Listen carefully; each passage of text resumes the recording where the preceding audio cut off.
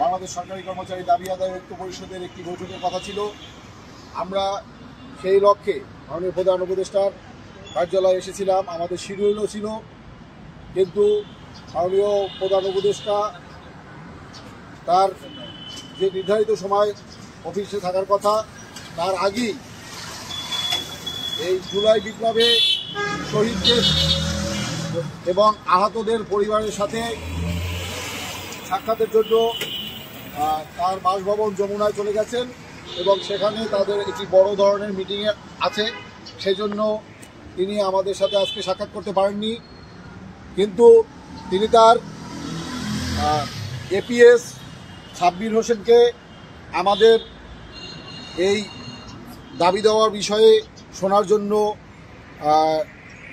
দায়িত্ব দিয়ে গেছেন এবং এই সাব্বির হোসেন আমাদের এই দাবি দেওয়ার বিষয় শুনে বলেছেন যে তিনি প্রধান উপদেষ্টার কাছে আমাদের এই দাবিসমূহ পৌঁছে দেবেন এবং তিনি নিজ হাতে স্বাক্ষর করে আমাদের দাবি দেওয়া রিসিভ করেছেন এবং বলেছেন প্রধান উপদেষ্টার অনুমতি সাপেক্ষে এটি খুব দ্রুতই এখান থেকে ফরওয়ার্ড করে জনপ্রশাসন মন্ত্রণালয়ে পাঠানো হবে এবং যাতে দ্রুত আমাদের দাবিসমূহ বাস্তবায়ন হয় তার জন্য পদক্ষেপ নেওয়া হবে।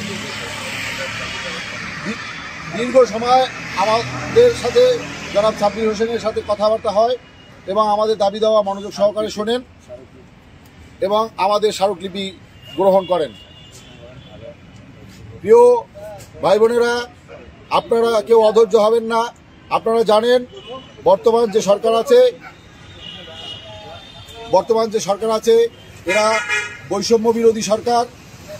বৈষম্যের আমাদের সরকারি কর্মচারীদের মধ্যে যেখানে যেখানে বৈষম্য আছে সেই বৈষম্যগুলো আমরা খুব সুন্দরভাবে তার কাছে উপস্থাপন করেছি এবং আশা করছি একটি পজিটিভ সিদ্ধান্ত আসবে।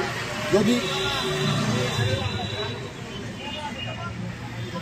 এরপরে আপনাদেরকে আমি আগামীকালকে আমাদের দাবি আদায় ঐক্য পরিষদের একটি সভা হবে, সেই সভার পরে পরবর্তী সিদ্ধান্ত আপনাদেরকে জানিয়ে দেওয়া হবে।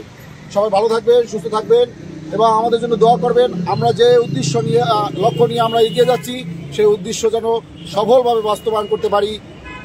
সেই পর্যন্ত সবার জন্য শুভকামনা। আল্লাহ হাফেজ।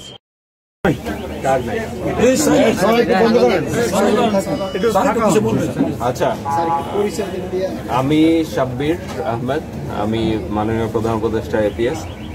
আর আপনাদের সবার কথা শুনলাম, আপনাদের সবার দুঃখ কষ্ট আছে, আমি জানি, এটা স্বীকার করছি। এখন এরকম দুঃখ কষ্টে ভরা সারা বাংলাদেশ। এখন বিষয় হচ্ছে বর্তমান সরকার, অন্তর্বর্তীকালীন সরকার আপনাদের সবার বিষয়গুলো পজিটিভলি দেখার চেষ্টা করছে। এখন আপনাদের স্মারকলিপি যেটা নিলাম, আমি রিসিভ করলাম এবং আপনাদের কথাগুলো শুনলাম যে আপনাদের প্রায়োরিটি এরিয়াগুলো কী কী। হ্যাঁ, এই বিষয়গুলো আমরা আমি সংশ্লিষ্ট কর্তৃপক্ষের কাছে আমি পাঠিয়ে দিব, কথা বলবো আমরা। তারপরে আশা করি একটা দ্রুত সমাধানের ব্যবস্থা করবেন ওনারা। ঠিক আছে।